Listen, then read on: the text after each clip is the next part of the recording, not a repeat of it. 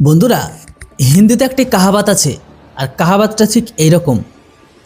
হামে তো আপনों ने लूटा गैरों में कहा दम था, हमें तो अपनों ने लूटा गैरों में कहा दम था, हमारा किस्ती थी डूबी वहाँ जहाँ पानी कम था। হ্যাঁ, এই ডায়লগটা এখন ফিট বসে বাংলাদেশের সাথে, মানে বাংলাদেশিদের। ইয়েস, বাংলাদেশিদের তো মন পুরো ভেঙে দিয়েছে, বেচারারা সাদমায় চলে গিয়েছে এবং চিন্তা করার শান্তিও হারিয়ে ফেলেছে। হ্যাঁ, কারণ বাংলাদেশের মানুষ এখন থেকে মাত্র 12 ঘন্টা আগে পর্যন্ত পাকিস্তানের সাথে বন্ধুত্বের নয় ভ্রাতৃত্বের দোহাই দিচ্ছিল যে তোমরা তো আমাদের ভাই, জাতিগত ভাই, তোমাদের জন্য বাঁচবো, তোমাদের জন্যই মরবো, প্রয়োজন পড়লে ভারতের উপর হামলাও করে দেবো আমরা। হ্যাঁ, সোশ্যাল মিডিয়ায় বাংলাদেশের মানুষ এই ধরনের কমেন্ট শেয়ার করছিল যে বাংলাদেশ পাকিস্তান ভাই ভাই, আমি বলি চুদির ভাই।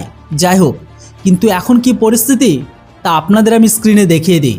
হ্যাঁ, বাংলাদেশকে সামনে রেখে বাংলাদেশের অবৈধ আব্বু বাংলাদেশের লুঙ্গি তুলে পেছনে হোগা মেরে চলে গেল। ছবি দেখে বুঝতে পাচ্ছেন? এবার বলি, আপনারা দেখুন, কিছু এমন মিমি কিন্তু চালানো হচ্ছে যেখানে পাকিস্তান ধোঁকাবাজ, গাদ্দার, সুবিধাবাদী বলা হচ্ছে। অনেক জায়গায় তো ফটো দেখানো হচ্ছে যে কিভাবে পাকিস্তান ধোঁকা দিয়েছে বাংলাদেশকে এবং আমাদের সুবিধায় নিয়ে নিয়েছে। হ্যাঁ বন্ধুরা, এই সময়ে মানসিক পরিস্থিতি হারিয়ে গিয়েছে প্রত্যেক বাংলাদেশি নাগরিকদের। কারণ যে বাজারে এতদিন পর্যন্ত পাকিস্তানকে অবৈধ আব্বু ভাবতো বা ব্রাদার ভাবতো, আমি তো বলি চুদির ভাই। যাই হোক, এরা প্রথম পাকিস্তানের চক্করে পড়েছিল বেচারারা। এরা জানতোই না যে এর পরিণাম কতটা ভয়াবহ হতে পারে। যাই হোক, ভারত তো অনেকবার এদের কাছে থেকে ধোঁকা খেয়েছে, এবার পালা বাংলাদেশের। আসলে এই পুরো খেলা পরশু সন্ধ্যায় হয়ে গেছে, যখন আইসিসি আনুষ্ঠানিকভাবে ঘোষণা করে দিল যে আগামী টি-20 ওয়ার্ল্ড কাপ যা ভারতের মধ্যে আয়োজিত হবে তাতে বাংলাদেশকে বের করে দেওয়া হয়েছে। এমনকি তার জায়গায় বাংলাদেশের বদলে স্কটল্যান্ডই খেলবে। যেটাই হোক, তথ্য 2-3 দিন আগে এসে গিয়েছিল, কাল অফিসিয়ালি ঘোষণা হয়েছে, পরশুদিন। কিন্তু সাথে সাথেই বাংলাদেশিদের কানে এই কথাটি দিয়েও দিয়েছে যে আইসিসি যে তোমরা এই যে কাণ্ডটি করছো না পাকিস্তানের চক্করে এসে, এর জন্য তোমাদের চরম মূল্য দিতে হবে। কারণ একবার ওয়ার্ল্ড কাপ হয়ে যেতে দাও, তোমাদের বিরুদ্ধে দণ্ডমূলক ব্যবস্থা নেওয়া হবে। কি ধরনের দণ্ড দেওয়া যেতে পারে এখানে বাংলাদেশকে? তো প্রথমত এদের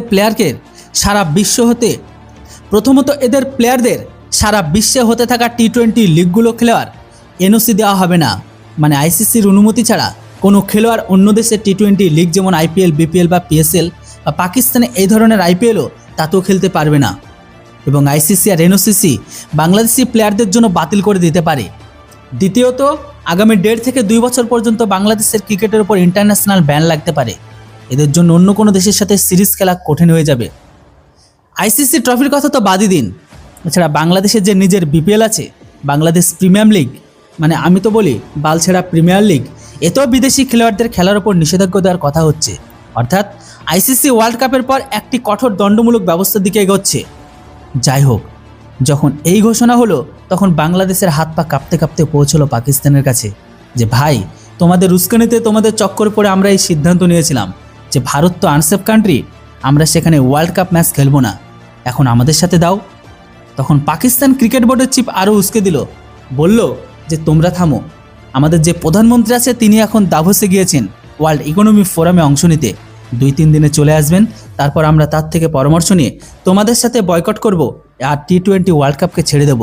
এখন বাংলাদেশ তো আরও চড়ে গেল, তাদের মনে হলো যে আইসিসি তো এবার নতি স্বীকার করবেই, কারণ বাংলাদেশ আর পাকিস্তানকে ছাড়া ক্রিকেট ওয়ার্ল্ড কাপ কি আর হতে পারে? এবং বাংলাদেশকে আরও চড়ানোর চক্করে পিসিবি প্রধান এই বয়ান মিডিয়ার সামনে দিয়েই দিলেন যে আমাদের প্রধানমন্ত্রী সিদ্ধান্ত নেবেন এখন যে আমাদের ওয়ার্ল্ড কাপে যেতে হবে কিনা এবং আমরা বয়কট করতে পারি।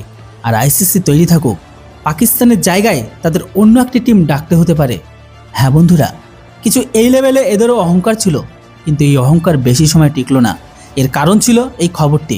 দেখুন, ক্রিকইনফো আইসিসির বরাতে খবর দিয়ে দিল যে যদি পাকিস্তান বাংলাদেশের মতো কাজ করে এবং ওয়ার্ল্ড কাপে আসতে মানা করে বা বয়কট করে, তবে আইসিসি বাংলাদেশের চেয়েও কঠোর ব্যবস্থা পাকিস্তানের ওপর নেবে। আর লিস্ট আপনারাও এবার দেখতে পারেন কি ধরনের ব্যবস্থা কথা এখানে বলা হচ্ছিল। মানে আইসিসি লিটারালি পাকিস্তানি ক্রিকেটকে শেষ করে দিত যদি পাকিস্তান এটিকে বয়কট করার কথা ভাবতো। আর সেই কারণে যখন এই খবর সূত্রের বরাত বাইরে এলো, তখনই বড়জোর 3 ঘন্টা সময় লেগেছে পাকিস্তানের টিম অ্যানাউন্সমেন্ট করতে। জি হ্যাঁ, পাকিস্তান অফিসিয়ালি তাদের টিম অ্যানাউন্সমেন্ট করে দিয়েছে। অর্থাৎ এখন পাকিস্তান ভারতে হতে হওয়া অর্থাৎ এখন পাকিস্তান ভারতে হতে যাওয়া ওয়ার্ল্ড কাপে অংশ হবে, তারা বাংলাদেশের মতো বয়কট করবে না। আর কিছু এভাবেই প্রকাশ্যে বাংলাদেশ বিপদে ফেলে দিয়েছে পাকিস্তানের সরকার। এই জন্য তো ভিডিও শুরুতেই বলেছিলাম, হামে তো আপনোনে লুটা গ্যারো মে কাহা দম থা, হামারা কিস্তি से ডুবি ওহা যাহা পানি কম থা। বাংলাদেশের অবৈধ আব্বু বাংলাদেশের লুঙ্গি তুলে পেছন থেকে হোগা মেরে চলে গেল। যেটাই হোক, এই কারণে বাংলাদেশের যে মানুষগুলো পাকিস্তানের পক্ষ নিচ্ছিল, ভাই বলছিল, আমি তো বলি চুদির ভাই, এখন তারাই গালি দিচ্ছে পাকিস্তানকে। আর তারা যে কিছু ভাবমূর্তি কমিয়েছিল বাংলাদেশের ভেতরে গত কয়েকদিনে এই কাণ্ড করে সব এক ঝটকায় চলে গেল। কিন্তু আপনারা একবার ভাবুন, এখন আইসিসি যদি একটা কাণ্ড করে দেয় যে পাকিস্তানকে এই ওয়ার্ল্ড কাপ থেকে বের করে দেয় আর তার জায়গায় বাংলাদেশকে নিয়ে আসে, আপনারা ভাবুন দুই দেশের ফ্যান আর মানুষের মধ্যে কী ধরনের মারামারি হবে। যদিও দুই দেশের মানুষ একে অপরের সেই সময় সোশ্যাল মিডিয়ায় যে কাদা ছোড়াছড়ি করছে, এর ওপর আমি আপনাদের আগে আপডেট দেবো প্রমাণসহ। আপাতত এই ভিডিওটি এতটাই। ভিডিও ভালো লাগলে অবশ্যই ভিডিওটিকে লাইক করে চ্যানেলটিতে নতুন হলে সাবস্ক্রাইব করুন। Thanks for watching. জয় হিন্দ, বন্দে মাতরম। জয় হিন্দ বন্ধুরা। আমেরিকার কাছে এমন এমন অস্ত্র আছে যা আজ পর্যন্ত কেউ দেখেনি, না কেউ তাদের সম্পর্কে কেউ কখনো কোথাও শুনেছে। আমরা বিশ্বে এত এগিয়ে যে আমাদের টেক্কা দেবার মতো পৃথিবীতে কেউ নেই। আর এই স্টেটমেন্ট গতকালকে ট্রাম্প দিয়েছেন। আর এই স্টেটমেন্টে ঠিক 1 ঘন্টা পর মার্কিন সেনাবাহিনী থেকে এমন একটি খবর সামনে বেরিয়ে আসে যা শুনে আপনিও হাসবেন। হ্যাঁ বন্ধুরা, আপনি স্ক্রিনে দেখে নিন। মার্কিন সেনাবাহিনী তাদের ডার্ক ইগল প্রোগ্রামের ডিপ্লয়মেন্ট মানে মোতায়েনকে তৃতীয়বারের মতো পিছু দিয়েছে। এবার আপনারা যারা ভাবছেন বা যারা জানেন না যে এক্স্যাক্টলি ডার্ক ইগলটা কি, তো তাদেরকে বলে দিই, ডার্ক ইগল হলো আমেরিকার প্রথম হাইপারসনিক মিসাইল। আর এটাকেই তারা নাম দিয়েছে বা এই প্রোগ্রামের নাম দিয়েছে ডার্ক ইগল। তো এর মোতায়েনে এতদিন তো হয়ে যাওয়া উচিত ছিল, কিন্তু এই মিসাইল তৈরি হয়ে উঠতে পারেনি এবং এই কারণে এর মোতায়েন তৃতীয়বারের মতো পিছিয়ে দিতে হয়েছে তাদেরকে। রিপোর্ট অনুযায়ী এখন আগামী বছর 2027 সালে এটি মোতায়েন করা যেতে পারে, কারণ এর সাম্প্রতিক যে টেস্টগুলো হয়েছে না, সেগুলো সবগুলোই ব্যর্থ। আর এই কারণে এই মিসাইল পুরোপুরি তৈরি নয়। আর অনেকটা এমন অবস্থা ঠিক চীনের রাষ্ট্রপতি শি জিনপিং গত বছর স্টেটমেন্ট দিয়েছিলেন যে তিনি আগামী কিছু সময়ের মধ্যে এমন অস্ত্র বিশ্বের সামনে রিভিল করবে বা নিয়ে আসবেন যার পর চীনকে বিশ্বের সবচেয়ে শক্তিশালী দেশ মানা হবে। কিন্তু এই দেশটিও সঠিকভাবে ব্যর্থ হয়েছে এই বিশেষ করে হাইপারসনিক মিসাইলের ক্ষেত্রে। এদের মিসাইলগুলো টেস্ট এত সফলভাবে ফেলিওর হয় যে যেখানে টার্গেট করে সে টার্গেট থেকে 40-50 কিলোমিটার দূরে গিয়ে সে টার্গেট হিট করে।